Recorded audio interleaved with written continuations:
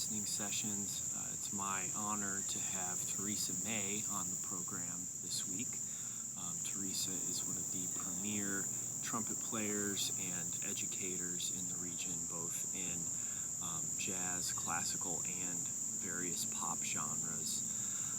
Even though I haven't, I don't know Theresa super well. We've been acquaintances for a while. I've always sensed this really just grounded and present energy from her whenever we've shared the stage or been at similar music engagements. And I really wanted to have a conversation with her and get to know her story more, because being a smaller black woman, she does not fit the normal stereotypical bill of trumpet player, which tends to be kind of a white male dominant instrument. So as we let ourselves quiet down here, we'll set an intention just to be open to what's being said, to enter a more empathetic state, more compassionate state. We'll take a few breaths to invite that in.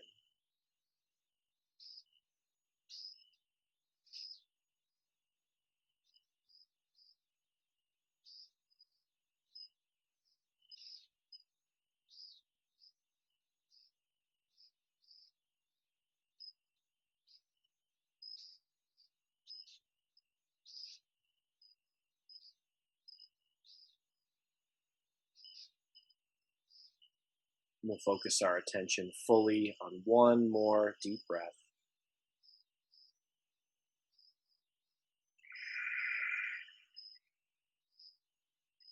And we'll exhale to open the eyes.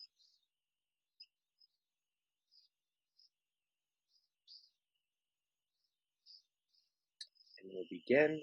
Those who are just joining here, welcome. Okay, so before I get into any of my questions, Theresa, I will hand the floor over to you if there's anything you want to lead off with. I just want to say thank you for having me here. I'm not quite sure where to start, so I think if you have any questions to start off with, that will help me kind of know the direction to go in the conversation. Yeah, absolutely. So I'd love to start with your upbringing, which I'm curious about what your experience was like being received in whatever music community you were in.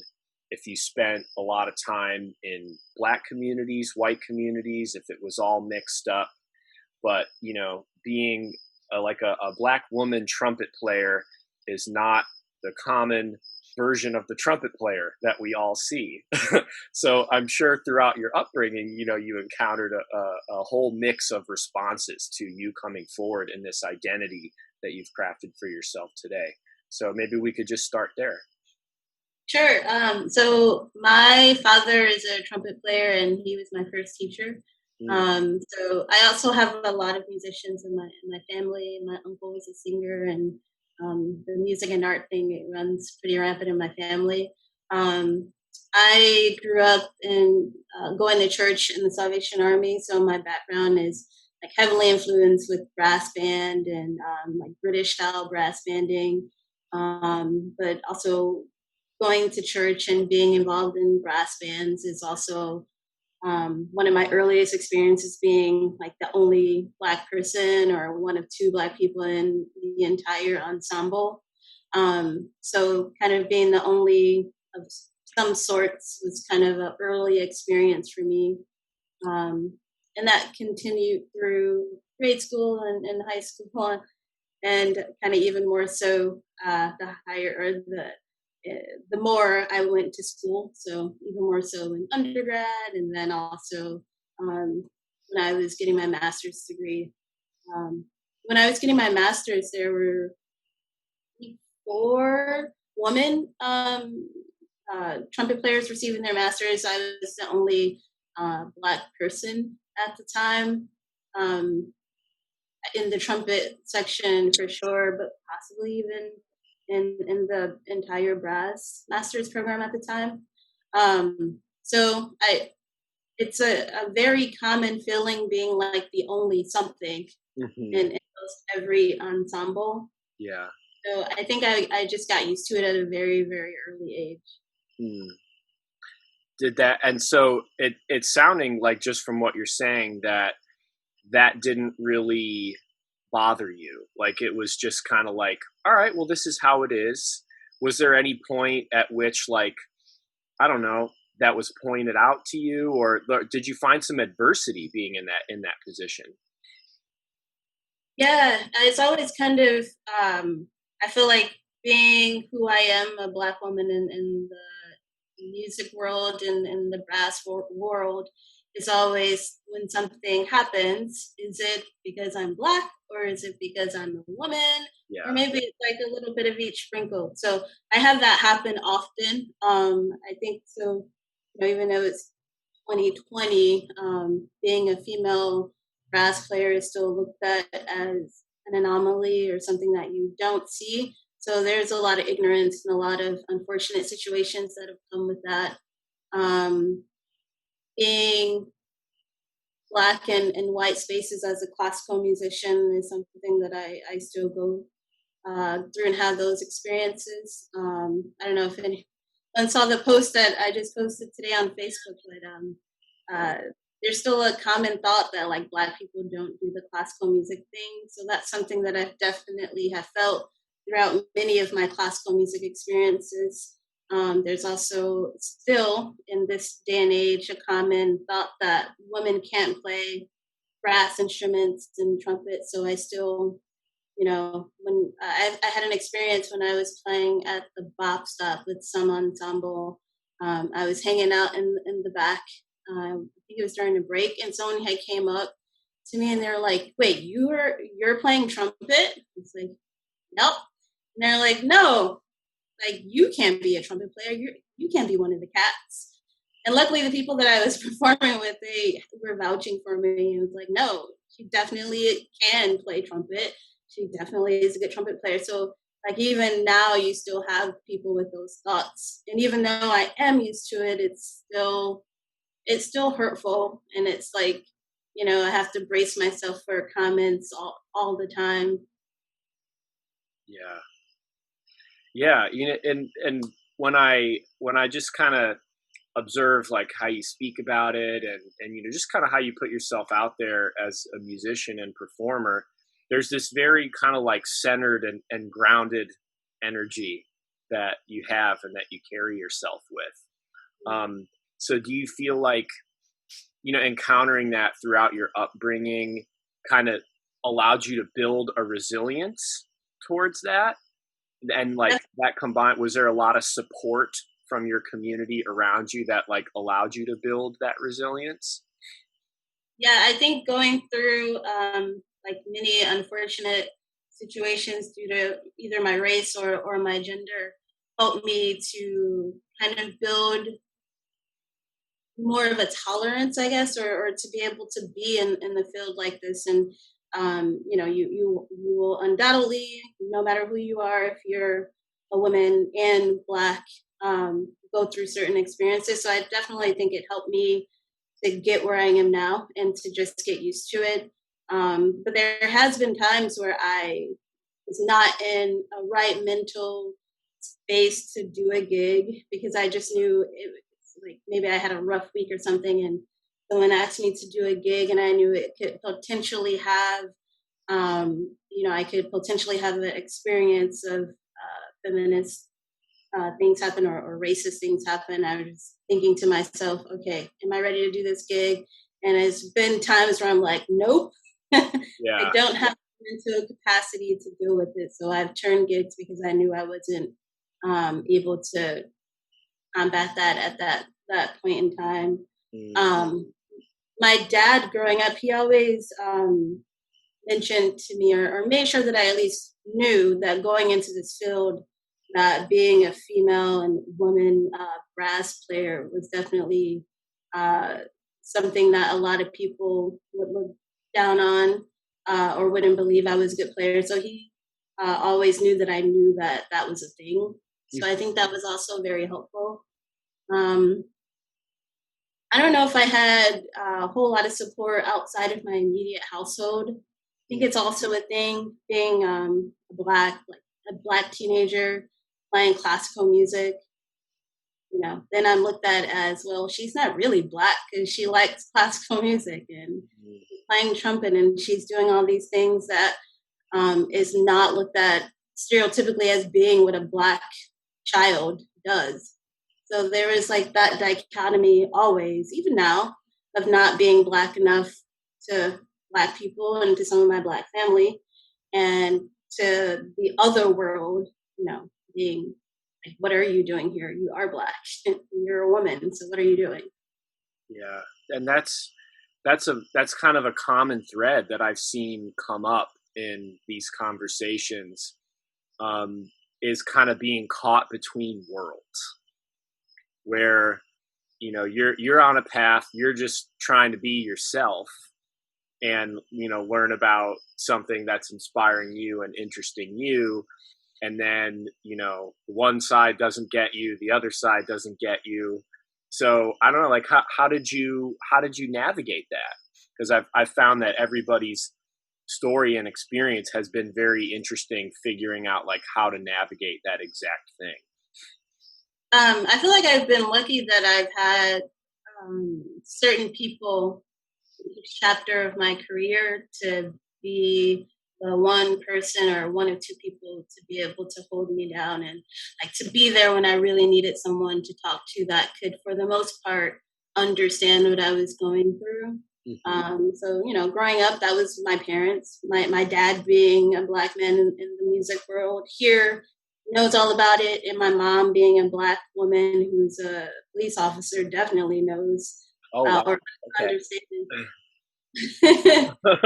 Definitely get a lot of. Was she like a big role model for you? Just like, because also being in that role where, people wouldn't expect her to be in. Yeah, absolutely. And I did not really recognize that or realize that until I was in college. And I was like, wait, okay, my mom is a black woman, and she's a cop, and I'm a black woman, and I'm a musician, and both of our fields are totally correlates as being one of the onlys, black and woman in the field. So I'm sure just seeing her strength and what I was, I think she started on the force in the early 90s. So I was still fairly young at the time. So I didn't really know all the particulars. But as I got older and just hearing some of my mom's stories, dealing with white men who did not think much of her, and fellow officers and people in the community that she had to work with, just knowing those stories. And then knowing the many experiences that I went through, it's definitely, the same path. So I think having my mom and my father there was definitely helpful and necessary. I don't think I would be here in my career where I am, still playing trumpet, if it wasn't for those two. In high school, I really didn't. I wasn't aware of many things, many adverse situations. I think I had a good foundation and a good family structure where I don't think I realized a lot of the things that happened. In undergrad, my trumpet professor, he's still one of my mentors now. So I think I got through a lot of the things that happened in undergrad because of him. And I actually I almost quit trumpet in grad school because it was a lot for me to deal with, everything all together. But I made it through that. I think my parents. So, yeah, you kind of touched on a couple of the other things that I wanted to ask you about, because I've found it really interesting to hear about at what point the racist treatment that you dealt with in your life, you became aware that like that it stopped being a normal thing, and you're like, whoa, I'm being treated differently from everyone else, you know, because of who I am. That seems to be kind of like a really pivotal moment, and one that can really change how one goes about their life when it's when you stop normalizing being not treated well. So I don't know, what can you say about that moment for you? Because you said like when you were younger, you know, the way that you were, the adverse treatment that you encountered was just kind of normal, and then at some point you realized, hey, like this isn't cool. Yeah. So, and just now thinking back, I think I must go through points in time where I just forget about stuff because it becomes just like the way it is as a Black person. Yeah. But I remember I was talking to my brother because I think my niece had went through like the first time she was called a nigger. So that happened to me when I was 9. I was in 3rd grade, and one of my classmates called me the N-word. And I think, you know, being so young, I knew it was a word that you shouldn't call people, but I didn't really receive it all the way, like as I would receive it now. So like that was just an experience that happened. I knew it was a bad thing, but I wasn't able to really receive it, thankfully. But I think ever since then, there's been like kind of huge pivotal moments of just really terrible racism. When I was younger, again, in Salvation Army, they had these camps. So every summer, I would go to summer camps in Carrollton, Ohio. And like Southern Ohio is pretty racist. I think more so than, well, I guess you never know, but they're pretty racist. They were at the time very racist. And my friend and I drove into town. So Carrollton is like small town Ohio, where you have to like go into town to go to a Wendy's, which is where we went. And it was I was with another girlfriend of mine. We went there, and that was another time where we were called N-word, and they threw food at us. You know, also going into the stores, we could never find anything for our hair. Like Black hair products wasn't a thing that they kept because there were no Black people in town or in the city. So that's like not racism, but it's also like feeling excluded. Yeah. Like I'm not important enough for you to carry products. You know, I'm definitely a consumer at this point. Yeah. Being the experience of being in a place where just by default of how the place is run, you're really made to feel like an other. Yeah, exactly. Yeah. And I think that's a good description of how I felt in many situations in the music world and outside of the music world. Mm-hmm. Yeah. So did you find like, because, you know, the music world is one we think of that is maybe a little bit more accepting than some other places. But, you know, like there's a little bit more freedom to be a unique individual. There's a little bit more tolerance for diversity and stuff. But in all these different musical worlds, they kind of all have their own cultural paradigms. So you've touched on this already a bit, but you know, one of the things I wanted to ask you about was, you know, you inhabit a lot of different musical worlds, from, you know, from pop stuff, original pop stuff, touring, to the classical world, to the jazz world. So what can you say about how differently you've been received in those different worlds, and maybe where you had more space to be yourself and where you were received and celebrated, and where you weren't? Yeah, that's a really good question. I think well, for the like as a Black person, I felt most received when I played in the Colored Music Festival. And that was like an experience that I didn't know I needed, just because I'm used to, on the classical side, I'm used to being, one of a handful of other Black people in the space. So the first time I performed in this orchestra, the color of music is an orchestra for people of color and Black people. So like to just look out into the orchestra and see all other brown faces was like an experience that I can't explain, that I definitely needed. Like sharing a hotel room with another Black person, not having to worry about like other things like my hairbrush. Black people's hair and hairbrush looks different than white people's hair and hairbrush. So that's something that a white roommate that I may have would look at my hairbrush and think like, ew, why does her hair look like that? And I remember having that thought, and I was like, wow, I guess I needed this. Like, I don't have to worry about what people think about me wearing a scarf to bed. Like, because she's Black too, and she understands. So just being in the room with people that understand cultural things is very, very important. But I think most people in that field won't have that. Like most brown people won't have that experience. Very important. I don't know if, I play in the Cleveland Jazz Orchestra, and I'm one of a couple brown faces there. So I don't think differs by like genre.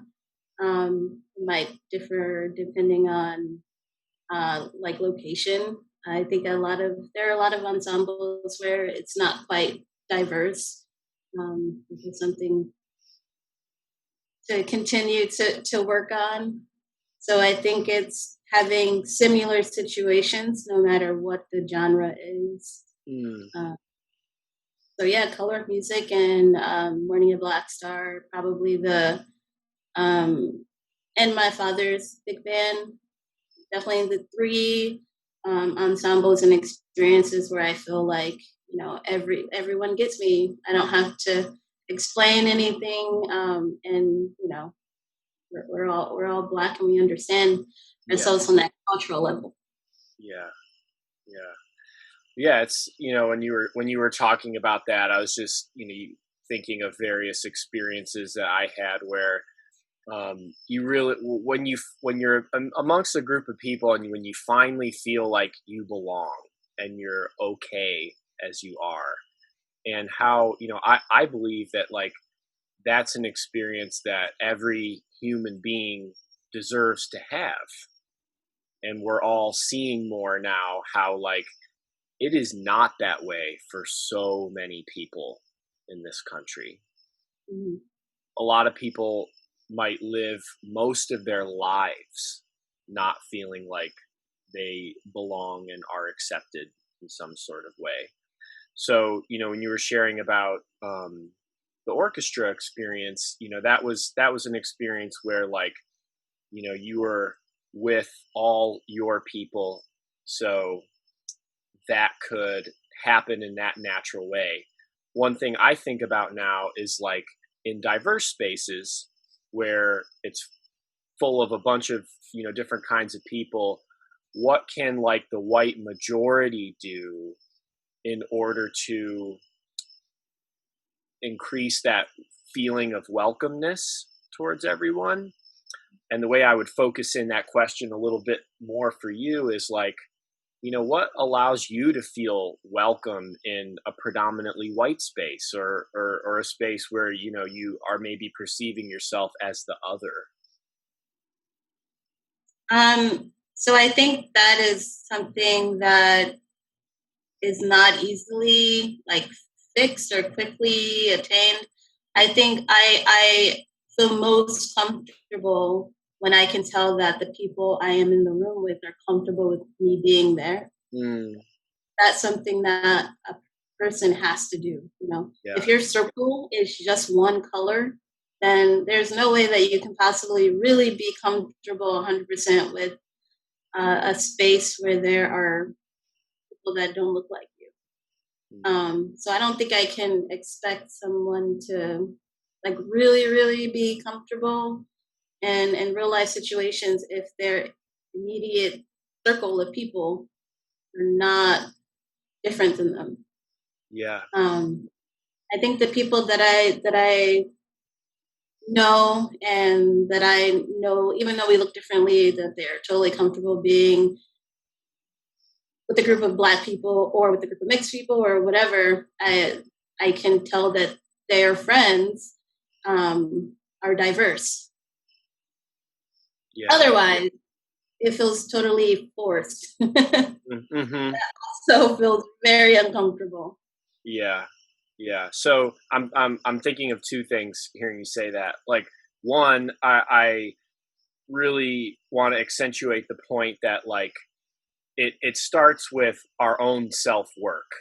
Like, if a white person is not educated on what the Black experience has been, on what a minority's experience has been in the country, does not have a lot of proximity, doesn't know about the difficulties faced, like, it's that individual's responsibility to start educating themselves on what that is and to get more proximity to people that are different than them.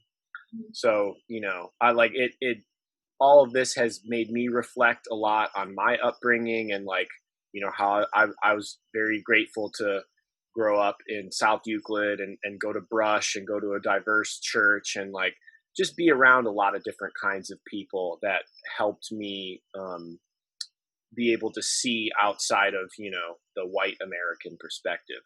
But, as I get older and learn more, I'm seeing how it's like the self-education process continually needs to happen. So with any of my white friends who haven't had much proximity to minorities, I really want to encourage people out there to just, like, be reading the books, be watching the documentaries, like, look into the art more closely that you've been enjoying that Black people have made and look at what they're actually saying. Because I feel like that's another thing, is, like, the message behind a lot of Black art has been largely ignored, even though it's, like, incredibly obvious and clear about what the experience has been. So there's that whole thing about just starting with self-work.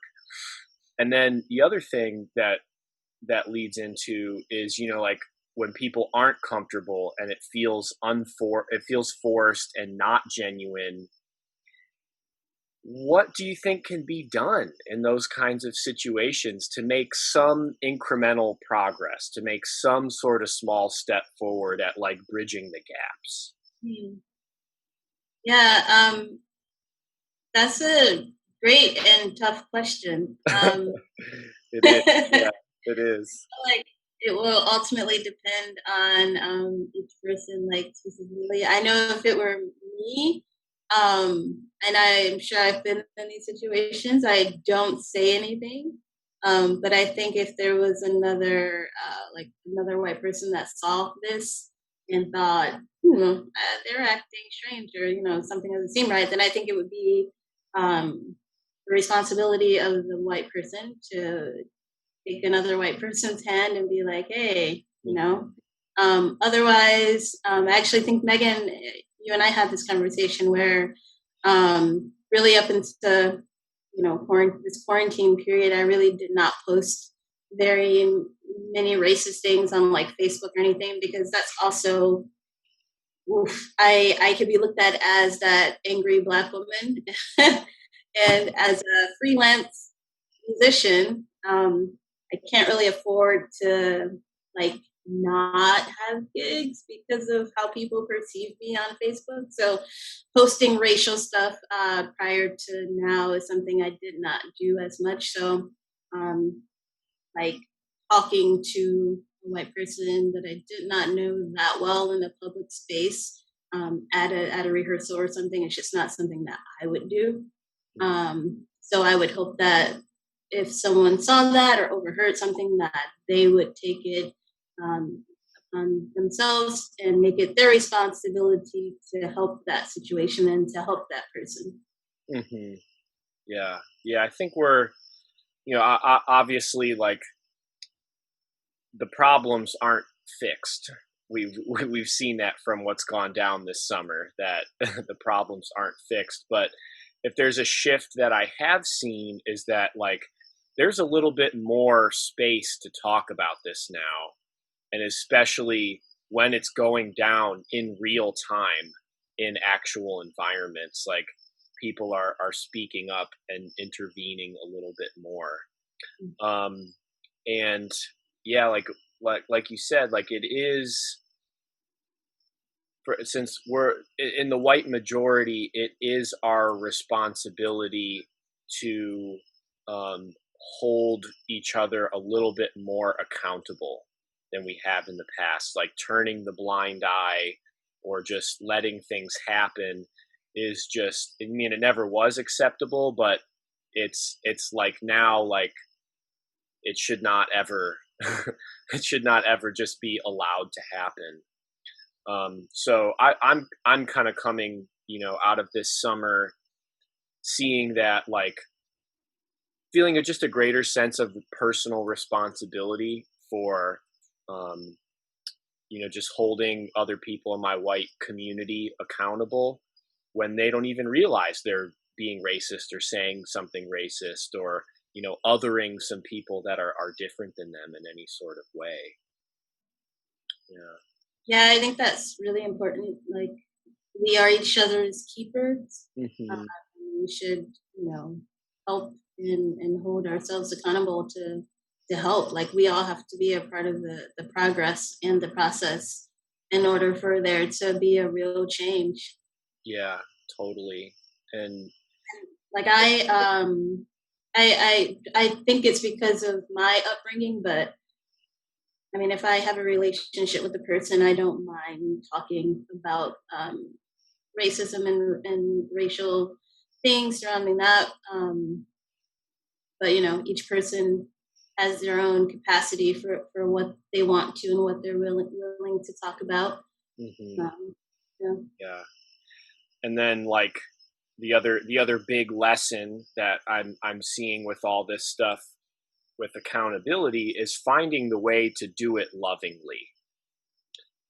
I think that's kind of like the master challenge here.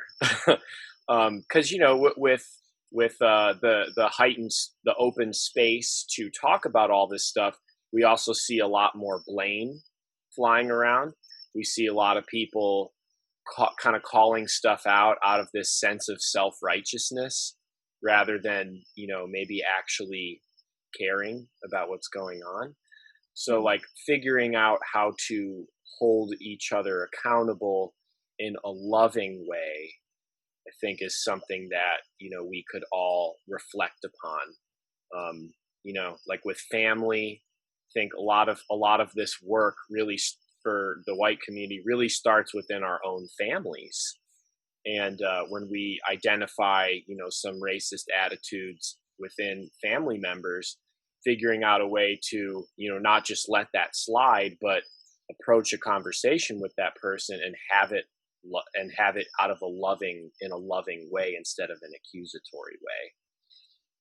Yeah. Also, just being able to sit with being uncomfortable. Like, as a human, I think I've grown the most when I've gone through something that was like super painful and very uncomfortable. And no one likes to be uncomfortable, but I think it's like part of the human experience that's really important. So just being able to sit with being uncomfortable and having uncomfortable conversations is important. Definitely. Yeah. And that's such a key principle in yoga too. Like, yoga is this vast system laid out for personal transformation and really being able to, realize one's true nature. And within that, there is this embracing of discomfort. Because, like, if one is going through life only in comfortable situations, that sort of growth is not going to happen. So yeah, finding that way to be okay with the discomfort, and actually, like, especially for white people, be able to examine the fact that we might be unconsciously housing racist beliefs and ideas. That was a big learning point for me this summer. I was reading this book by Ibram Kendi, How to Be an Anti-Racist. And one of his key points in there was having this relentless willingness to self-examine our own programmed unconscious beliefs and attitudes about what might be racist. And that drew a such direct parallel to yoga to me, because yoga is encouraging us to always be examining ourselves, our thoughts, our emotions, and what has been programmed into us, so that we can get free of those self-limiting beliefs. So yeah, really important. Like questioning your thoughts, like questioning why you believe something is a good thing. Absolutely. Yeah. So it's, in one sense, this time, as difficult as it is very exciting to me, because more people are doing that now. More people are like challenging their beliefs, their ways of life are being challenged. And, more people are in that uncomfortable process of opening up a bit. So, I think it's ultimately a really good thing. Someone popped in the chat a second ago, and I wanted to just check in with what they were saying. Tanya, she said, yes, having others to connect with because you have shared issues is important. Thankful you had experiences to balance out the good and bad we weather so much. Yeah. When you were sharing about the support that you've had throughout your journey, I was just feeling this like immense gratitude for the support I've experienced, and then also that support you've experienced too, because it is so important, and it is such a gift, and is something for us to be really grateful for. Tanya, I don't know if you had anything you wanted to add to that point.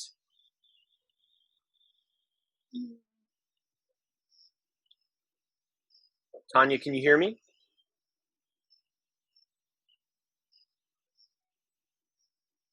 I'm sorry. Hear me? Yes. Hello? We can hear you now. Okay. No, not right now. I just, as she was talking, I just thought about some things that that make life, no matter what you're going through, whether it's racial or something else, but just having balance is such a blessing. Until you get to the point where certain things just don't bother you anymore. Like I'm over 50. So the things that I have experienced that have been traumatizing, hurtful, negative things, after a while, you just kind of shake it off. Like life has its ups and downs, and I've decided to live my life the best that I can, to give the best of me and expect the best from other people. And when I don't get it, I move out of their way, because they're in a place where maybe they haven't learned some things that I have learned. So certain things don't bother me. When I find out that I got something or didn't get something because of my race, I have this saying that what God has for you is for you. So can't nobody stop your shine.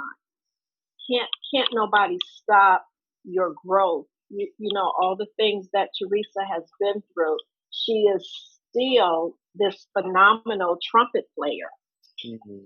And like she said, some of the challenges help you to be stronger. So we thank God for the challenges, because it has made us very resilient.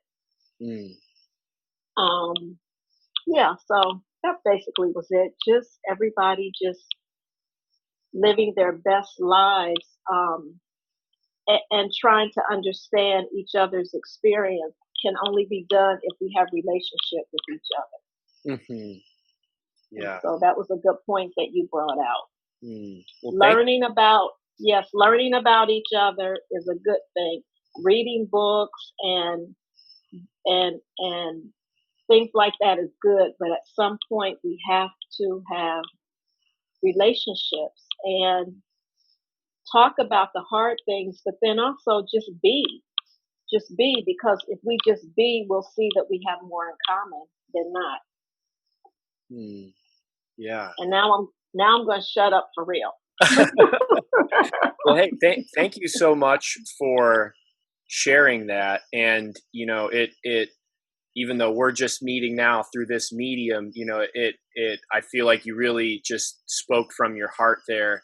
And I just want to, commend you for approaching the difficult things you've dealt with from that perspective, because it can be tremendously difficult to dismiss the ignorance of others, even when we see that it is ignorant behavior and we don't take it personally.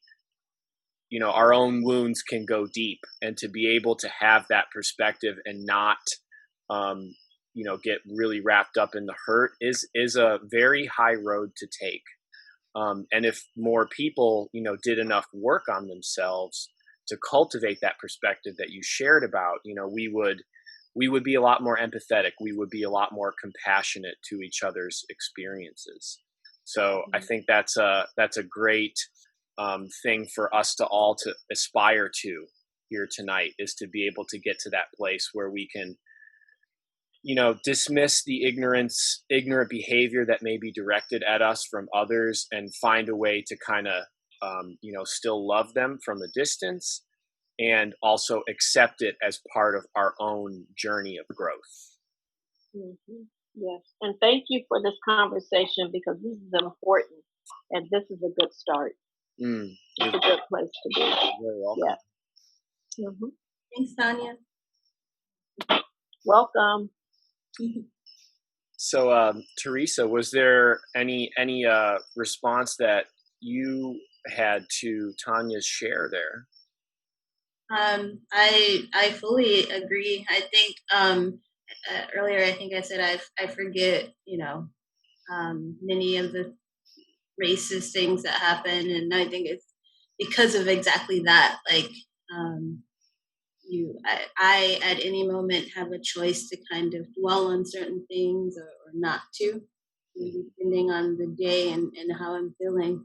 Will kind of determine which road I take. But I think that's important. I remember my dad was helping me move into my place in Cincinnati. It was for my second year, and it was it's a condo complex I was moving into with my roommate, and we were like throwing away some of the boxes from me moving in, and someone had drove their car up to meet us, and they started asking me all these questions like, "What are you doing?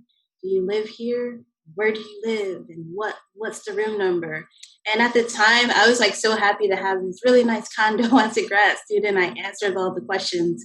And then literally like a year later, I thought about that moment and I was like, wow, I was really fucking racist. Yeah. Like, oh, that's what that was. I didn't in the moment like realize it. But later, I don't even know what brought that experience back to my brain. But then, much, much later, I remembered what that was exactly. But in the moment, I was just like so happy to be moving into my new place with a really great roommate at the time. Yeah. Yeah. Well,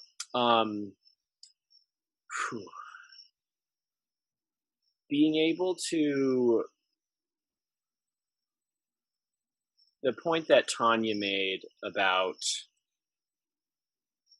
being able to see past the ignorance of others,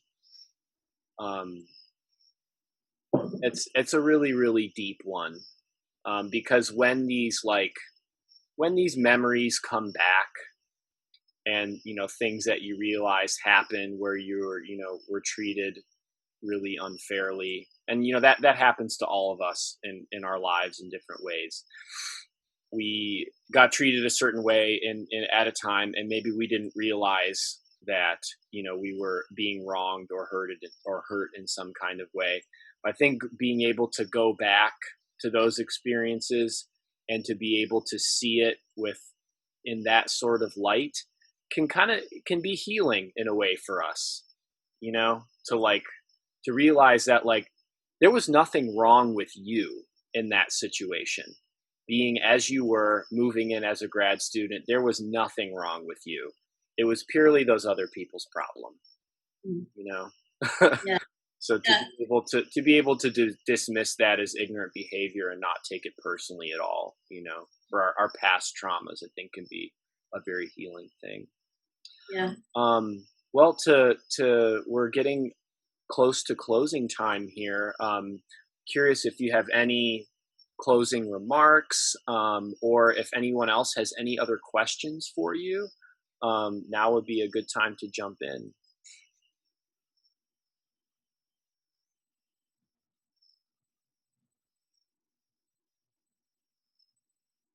John does. Megan, I think. Yes. Not so much a question, just kind of my feelings on tonight. Matt, thanks for hosting. Mm-hmm. And Theresa, I know we've only really met one time, actually, I think in person. Although I did hear you perform with the band last Labor Day, about a year ago, at the Bop Stop. Yeah. And I wanted to talk to you, but you must have been hiding out like in the dressing room or something. So I didn't get a chance to talk to you. But thanks for sharing this tonight with us. Really, I know it's tough. It's got to be a tough thing to talk about. I don't know that. I don't know that, and I will never know that. So yeah, that was strike that statement. But continued success. I mean, so it's great what you're doing with your career and all, and your performances and teaching, and just keep it up. It's so cool. I kind of follow you through Facebook every now and then. I don't know a lot, but yeah. So thanks again. Thanks for everything. And we could talk about this whole ugly history of our country for a long time, because that's what it is. Thank you for sharing. And thanks, Matt. Appreciate it. Thank you. Thanks for listening. Oh, hey, my pleasure.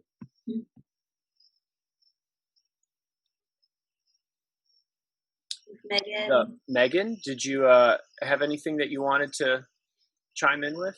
Yeah, again, not really a question, but I just want to say I'm just so grateful, Theresa, for your friendship, and because you've been gracious enough to have conversations with me about race, just one-on-one, and it is uncomfortable for me, but also I understand that what you were both talking about, how that discomfort is so necessary and so good in terms of growing, and and it's a continual process, this work, as Matt, you had said.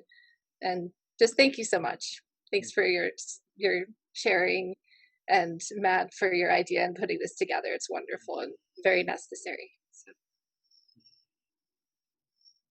Yeah, thank you. I think it's hard to want to, maybe it's not hard to want to have these conversations, but it's hard to actually have them. So I'm always thankful for people wanting to have these difficult conversations. Yeah, because they're definitely needed. Yeah. Well, I want to, echo the expressions of gratitude for you being willing to step forward in this way, Theresa. And I just also want to thank you just for the person that you are. As I said earlier, when we were all just kind of joining in here, I even though I don't know you super well, I've always just felt this kind of steady, calm, and grounding presence from you. And, that's something that I very much appreciate. And I also appreciate your resilience and determination to have stuck with this career path despite the adversity that you experienced and the messages that came your way throughout your life that told you you couldn't be what you wanted to be.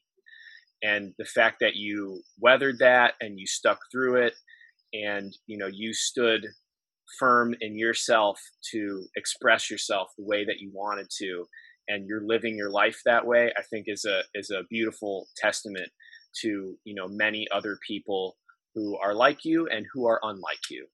So stay strong in that. Full support from me. I think it's an awesome, beautiful thing. Thank you. Yeah, I think this series has been really important. So thank you for that. Again, having and holding the space for me to share my stories. Much easier to have conversations like this with a couple people over Zoom. Yeah. Well, to close out, are there any exciting projects or things that you are doing soon that you'd like to share with this community here, just so we can maybe know a little bit about what one of your next moves is here? Sure. There's everything's canceled. Yeah. So no tours or anything, but I'm excited about upcoming video collaboration. There is a woman, all woman brass ensemble called Seraph Brass with Mary Bowden. So I was contacted to do this video collaboration a couple months ago, and that should be coming out today. Oh, cool. At some point. I was told, so hopefully it's out there already, maybe. But it features 81 brass women from 31 different countries. And we all, performed our individual parts, and it's being put together for one huge video montage collaboration in support of the Women's Global Fund. And they support, women's equal rights. So that's one thing that, again, should be coming out today. And then Morning of Black Star is doing a video project. We start taping in a couple of days here. That, however, doesn't come out until November. So you got a couple months to think about that. But it'll be like a stream that anyone can view, purchase and view. Cool. So I'll see Jen in a couple of days here. We're doing one of our video shoots at Musica. Awesome. Can people, that first thing that you talked about, can people access that from your Facebook? Yeah, as soon as it comes out, I'll share it on Facebook. Cool. Yeah, I would absolutely love to see that. Yeah, I haven't seen it yet either, so I'm like dying for it to come out so I can hear the whole thing. Cool. Very cool. All right. Well, I'll finish out just by, thanking everyone for being here and being a part of this. And yeah, this idea of holding space, I think, is all the more important in the current context of what we're all going through. It's a term that gets thrown around a lot, and maybe it can lose its meaning a bit. But, to hold space, to hear another person's experience, to really be open to that, to receive the lessons and knowledge and experience that has come from another person's life, that is the act of holding space. And it's so important for us to cultivate that skill right now, especially with people, who might trigger us, who we might disagree with. So I certainly find myself, working on that a lot in these times. But it feels really good to be in this space with you all and sharing and hearing each other. So thanks so much for that. And thank you again, Theresa, for stepping forward and doing this. And I look forward to hearing some of those collaborations that you talked about. Thank you. Cool. Well, I'll go ahead and I'll go ahead and wrap things up here. Have a good night, everyone. Namaste to you, and hope to see you around. Bye.